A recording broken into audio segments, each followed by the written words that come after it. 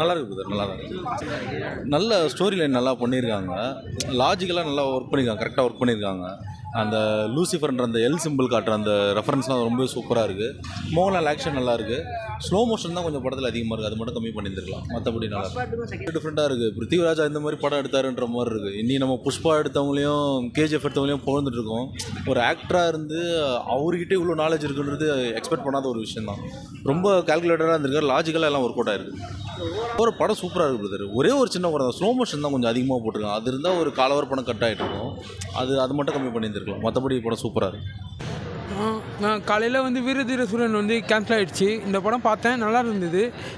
என்னென்னா கொஞ்சம் ஃபஸ்ட் ஹாஃப்லாம் வந்து கொஞ்சம் ஸ்லோவாக போகிற மாதிரி இருந்தது. ஆனால் செகண்ட் ஹாஃபில் வந்து அது வந்து பெட்டராக இருந்தது படம். பார்ட் 1ஓட பார்ட் 2 வந்து மாசாக இருந்தது. செகண்ட் ஹாஃப் வந்து சொல்லிக்கிற மாதிரி சூப்பராக இருந்தது. நல்லா இருந்துச்சு ப்ரோ, நல்லா இருந்துச்சு. ஃபஸ்ட் பார்ட் பார்க்கல, செகண்ட் பார்ட் பார்க்க நல்லா இருந்துச்சு ப்ரோ, செமையாக இருந்துச்சு.